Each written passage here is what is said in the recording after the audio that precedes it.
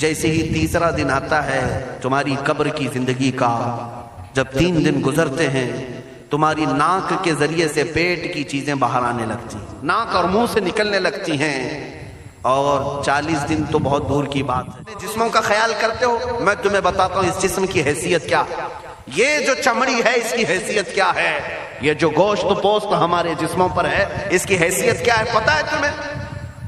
اس کو سجانے کے لیے عورتیں 2-2 گھنٹہ شیشے کے پاس کھڑے ہو کر میک اپ کرتی رہیں۔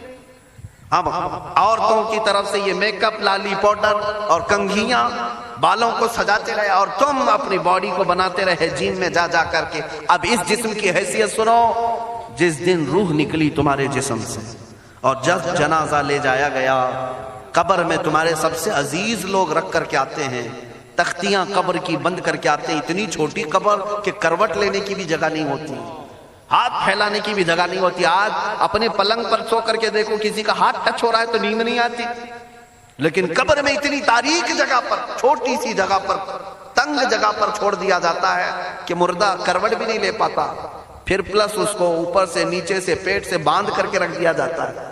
تمہیں پتا ہے اب حکماں نے جو لکھا ہے وہ سنو بزرگوں نے، جیسے ہی تیسرا دن آتا ہے تمہاری قبر کی زندگی کا، جب 3 دن گزرتے ہیں تمہاری ناک کے ذریعے سے پیٹ کی چیزیں باہر آنے لگتی ہیں، منہ کے ذریعے سے انتڑیاں یا جو بھی اندر کا لکوڈ ہے سب باہر آتا ہے۔ 5ویں دن کان کے اندر سے بھیجا نکلنے لگ جاتا ہے، یہ جو بھیجا سر کے اندر ہے وہ ختم ہو کر کے سڑ کر کے پیپ کی شکل میں کانوں سے باہر آنے لگ جاتا ہے، ناک اور منہ سے پیٹ کی چیزیں، کلیجہ خون بن جاتا ہے، دیگر چیزیں سب کان اور ناک اور منہ سے نکلنے لگتی ہیں، اور 40 دن تو بہت دور کی بات ہے، 8ویں دن اس کا پیٹ پھٹ جاتا ہے، پیٹ پھولتے پھولتے پھٹ جاتا ہے، اور جیسی پیٹ پھٹتا ہے قبر میں کیڑے پیدا کیے جاتے ہیں۔ تم 1000 کوشش کر لو لیکن وہ کیڑے اسی کے لیے پیدا ہی کیے جاتے ہیں، ان کی غذا ہے، وہ ناک سے نکلا ہوا گودا، منہ سے نکلا ہوا گودا کھانے کے لیے کیڑے جمع ہو جاتے ہیں، پورے جسم پر طاری ہو جاتے ہیں۔ پیٹ جب پھٹ جاتا ہے تو اتنی شدید تعفن والی بو آتی ہے کہ قبریں بند ہوتی ہیں، ورنہ کئی لوگ صرف بو سے بیمار ہو جاتے ہیں، کئی لوگ۔ اور یہی ہمارے جسم کی حیثیت ہے، یہی ہمارے جسم کی حقیقت ہے۔ اور چند دن گزر جاتے ہیں کہ اس کی آنکھوں کی پتلیاں لٹک کر کے باہر نکلتی ہیں، اس کی آنکھوں کی پتلیاں باہر آ جاتی ہیں اور گڑے پڑ جاتے ہیں۔ اب جو جسم کے اوپر موجود گوشت ہے اس کو چونٹیاں، مکوڑے اور کیڑے کھانے لگ جاتے ہیں، کھاتے کھاتے 2-3 مہینے کے اندر اس کو صرف اور صرف ڈھانچے کی شکل چھوڑ دی جاتی ہے، ہڈیاں باقی رکھی جاتی ہیں۔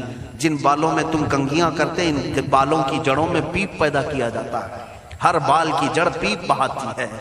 اور جن چہروں پر تم پاؤڈر لالی لگا کر کے اس کو سجایا کرتے آئینے میں کھڑے ہو کر، ان چہروں پر اللہ تبارک و تعالیٰ ایسی جھریاں پیدا کرتا ہے۔ یہ تو عام لوگوں کی بات، اور اگر گنہگار ہیں تو ان کے چہروں پر بچھو چھوڑ دیے جاتے ہیں، بچھو چھوڑ دیے جاتے ہیں۔ کئی لوگوں کی قبروں پر سانپ ان کی ناک کو ڈستے رہتے ہیں اور ان کا گودا پیتے رہتے ہیں۔ سانپوں کا عذاب، بچھوؤں کا عذاب، یا قبر کے عذاب کے ساتھ یہ جسم گلا دیا جاتا ہے، ہڈیوں کے سوا کچھ نہیں باقی رہتا۔ تم کیا سمجھتے ہو مرنے کے بعد احساس نہیں ہوگا؟ مرنے کے بعد ہر درد کا احساس دگنا کر دیا جائے گا۔ آج زندگی میں جتنا تمہیں چونٹی کاٹنے سے درد ہوتا ہے، مرنے کے بعد یہ درد 10 گنا زیادہ بڑھ جائے گا، تمہیں اور درد ہوگا، اور درد ہوگا۔ یہی جسم جو کیڑوں کی غذا بن گیا، کفن ختم ہو گیا، ہمارے جسم میں پیٹ کا گودا باہر آ گیا، آنکھوں سے کانوں سے ساری چیزیں لکوڈ ختم کر دی گئی، بھیجا کانوں سے بہہ کر کے نکل آیا، بچا کیا ہمارے پاس؟ جس جسم کو ہم سجاتے رہے، سنوارتے رہے، اس پر ہزاروں پیسے بہاتے رہے، یہ جسم 40 دن کے اندر کیڑوں کی غذا بن گیا، سب ختم ہو گیا۔ میرے عزیزو، ہر انسان کے جسم کے ساتھ قبر یہی کرتی ہے، قبر دباتی الگ ہے، کیڑوں کا عذاب الگ ہے، بچھوؤں کا عذاب الگ ہے، لیکن یہ سب کے لیے احکام نہیں۔ کچھ وہ بھی جنازے ہیں جب یہاں سے جاتے ہیں تو ہزاروں کی آنکھوں میں آنسو چھوڑ کر جاتے ہیں، ہزاروں کی دلوں کی دھڑکن بن کر کے جاتے ہیں۔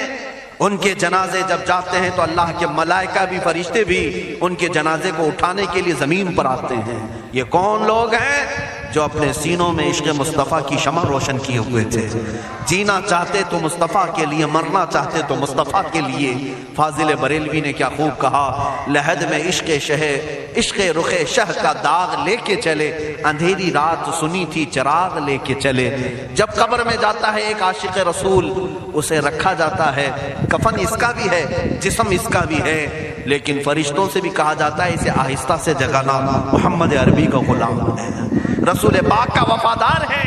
اور کیڑوں کا اس کے جسم کو کھانا تو دور کی بات، فرمایا گیا قیامت تک اس کے کفن کو بھی میلا ہونے نہیں دیا جاتا.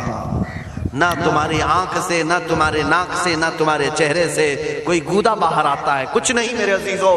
جسم تر و تازہ سلامت رکھا جاتا ہے. 1000 سال کیا 10,000 سال گزر جائیں، حوادث زمانہ بھی آئیں، لیکن اس کی قبر میں اس کا جسم سلامت رکھا جاتا ہے. اب تمہارے ہاتھ میں فیصلہ ہے کون سا جسم بنانا چاہتے ہو، وہ جو کیڑوں کی غذا بن جائے، یا وہ جس پر فرشتے بھی اتر کر سلام بھیجیں. میں نے خود میرے مرشد گرامی کے جنازے میں حاضری دی. حضور تاج الشریعہ بدر الطریقہ رحمت اللہ تعالی علیہ، جس مرد قلندر نے اپنی پوری زندگی عشق مصطفیٰ میں گزاری. آج تم نعرے لگاتے ہو تاج الشریعہ تاج الشریعہ، ان کے شب و روز دیکھے تھے کبھی؟ ان کی صبح اور شامیں دیکھی تھی کبھی؟ بہت پیر ہوں گے جو باہر پیر ہوں گے، اندر پیر ہوں گے، لیکن تاج الشریعہ کو میں نے اندر بھی دیکھا ہے، باہر بھی دیکھا ہے. آنکھیں بند بھی ہوتی، آنکھوں سے اگر کوئی چیز نظر بھی نہیں آ رہی ہوتی، تب بھی اتنا خیال ہوتا